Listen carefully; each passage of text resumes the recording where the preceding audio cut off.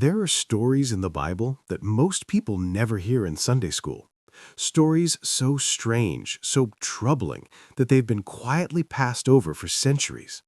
Today, we're uncovering one of the most mysterious and terrifying passages in all of Scripture, a night when God Himself came to kill Moses. Yes, you heard that right. The same Moses who would lead the Israelites out of Egypt, who would part the Red Sea, who would receive the Ten Commandments, nearly died at the hands of God before his mission even began. This is the story of Exodus chapter 4, verses 24 through 26, 3 verses that have puzzled scholars, theologians, and believers for thousands of years. Our story begins at Mount Horeb, the mountain of God, where Moses, a shepherd in exile, a murderer on the run, encounters something that will change the course of human history. For 40 years, Moses has been tending his father-in-law's sheep in the wilderness of Midian. He left Egypt as a prince who killed an Egyptian taskmaster. He's now an 80-year-old shepherd who has accepted his life of obscurity. But God has other plans. From within a bush that burns but is not consumed, the voice of the Almighty speaks. I have indeed seen the misery of my people in Egypt. I have heard them crying out because of their slave drivers, and I am concerned about their suffering.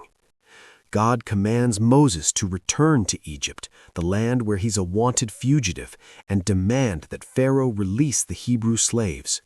Moses resists. He argues. He makes excuses. Who am I that I should go to Pharaoh? What if they don't believe me? I'm not eloquent. Please send someone else. But God insists, and finally, reluctantly, Moses agrees. Moses returns to his wife, Zipporah, and their 2 sons. He tells her they must leave Midian immediately. They're going to Egypt. God has given him a mission that will liberate an entire nation. Imagine Zipporah's confusion. Her husband, who has spent 4 decades as a peaceful shepherd, suddenly announces they're traveling to a foreign land where he's wanted for murder to confront the most powerful ruler on earth. But she trusts him. She gathers their children, Gershom and Eleazar, and they set out on the long journey. The landscape shifts from the familiar mountains of Midian toward the uncertain roads that lead to Egypt. Moses carries with him the staff of God, the instrument through which he will perform miracles. He's been given signs and wonders to prove his authority. He's been promised that God will be with him. Everything seems to be going according to plan. And then something goes horrifically wrong. The family stops for the night at a lodging place along the way, perhaps at just a sheltered spot in the wilderness. The fire crackles. The children sleep. The vast desert stretches out in all directions under an ocean of stars. The text in Exodus chapter 4, verse 24, is brutally simple. At a lodging place on the way, the Lord met Moses and was about to kill him. Let that sink in. God, the same God who just commissioned Moses, who promised to be with him, who gave him miraculous signs, now seeks to end his life. No explanation, no warning, just sudden, inexplicable divine violence. Scholars have debated for millennia what this actually looked like. Did God appear as an angel, as a mysterious figure, as a force of nature? The Hebrew text is deliberately vague, speaking only of the Lord. What we know is that Moses is struck down, afflicted, dying. Some ancient rabbinical commentaries suggest he was being strangled. Others say he was stricken with illness. Whatever form it took, it was unmistakably an attack from the divine. Why? Why would God do this? Moses has obeyed. He's on his way to Egypt despite his fears and reluctance. He's carrying out God's own command. So why this sudden reversal? The answer lies in something Moses has failed to do. Something so important that God is willing to kill his chosen deliverer rather than let it go unaddressed. Moses has not circumcised his son. In the chaos and terror of that night, Zipporah understands what must be done. While Moses writhes in supernatural agony, she acts with desperate courage. She takes a flint knife, a sharp stone blade used for this very purpose, and she circumcises her son. The text tells us she cut off her son's foreskin and touched Moses' feet with it, saying, "Surely you are a bridegroom of blood to me." These words, cryptic, ancient, steeped in ritual significance, scary, profound meaning. Zipporah is declaring that through this act of blood, the covenant is fulfilled. Moses is bound to God through the sign of circumcision, the mark of the Abrahamic covenant. And then, as suddenly as it began, it's over. Verse 26 tells us, "So the Lord let him alone. The attack ceases. Moses lives. The family is spared."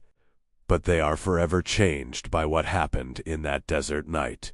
To understand why this happened, we need to go back, way back to Abraham. Centuries before Moses, God made a covenant with Abraham. The sign of that covenant was circumcision. Every male child was to be circumcised on the 8th day after birth. This wasn't merely a cultural practice or a health measure. It was the physical sign of belonging to God's chosen people. Genesis chapter 17 makes this crystal clear. Any uncircumcised male, who has not been circumcised in the flesh, will be cut off from his people. He has broken my covenant. Moses knew this. He was raised in Pharaoh's household, yes, but he knew his Hebrew heritage. He knew the covenant. Yet when it came to his own son, perhaps his youngest, Eleazar, born in Midian, he had failed to perform this essential rite. Why, we can only speculate. Perhaps Zipporah, as a Midianite, objected to the practice. Perhaps Moses, living among foreigners, had grown lax in his observance. Perhaps he thought he could delay it, rationalize it, deal with it later. But God will not be mocked. God will not be treated as optional. Here's the profound and terrifying truth this story reveals. God was about to use Moses to liberate the Hebrews and establish them as his covenant people. How could Moses lead a covenant people if he himself was breaking the covenant in his own household? God demands integrity, not perfection, but integrity. The word integrity comes from integer, whole, undivided. This strange, violent episode teaches us several uncomfortable truths. First, obedience matters to God all the way down. It's not enough to accept the big mission while ignoring the small commandments. Moses had accepted the grand calling but neglected the fundamental covenant sign. God says, no, you don't get to pick and choose. Second, God is not safe. We live in an age that has domesticated God, turned him into a cosmic life coach who exists to make us happy and fulfill our potential. But the God of the Bible is not tame. He is holy, consuming fire. He makes absolute demands. He will not be manipulated or managed. Third, God's mercy operates within his justice, not outside of it. Notice that God does provide a way out. When Zipporah performs the circumcision, God relents. The covenant can be fulfilled. The relationship can be restored. But it required action, sacrifice, blood. This foreshadows a greater truth, that our covenant with God ultimately required a greater sacrifice, a more profound shedding of blood at a Roman cross 2,000 years ago. Fourth, sometimes God saves us from ourselves. Moses was about to lead the Hebrews out of Egypt while his own house was in disorder. God stopped him. It may have seemed cruel in the moment, but it was actually merciful. God was protecting Moses from becoming a hypocrite, from having his ministry undermined by his own inconsistency. The next morning the family continues toward Egypt, but they are changed. Moses has learned that the God who calls is also the God who demands. That covenant is not casual. That the personal and the public cannot be separated. Soon after this, we're told that Moses sent Zipporah and his sons back to Midian. They wouldn't be with him during the plagues, the Exodus, the crossing of the Red Sea. What we know is this: Moses entered Egypt transformed. He would stand before Pharaoh and declare, "Let my people go." He would witness 10 devastating plagues. He would raise his staff and watch the Red Sea split in two. But none of that would have happened if he had died in the desert that night. None of it would have happened if Zipporah hadn't acted with swift, sacrificial courage. None of it would have happened if Moses hadn't learned, in the most terrifying way possible, that you cannot serve God on your own terms. So what do we do with this story? We let it challenge us. We let it disturb us. We let it remind us that the God of the Bible is not the God of our imagination, but the God who is, the God who is holy, the God who demands our all, not just our convenience. And we remember that God's severity is part of his love. He loved Moses too much to let him continue in disobedience. He loved the Hebrew people too much to give them a compromised leader. He loves us too much to let us coast on partial commitment.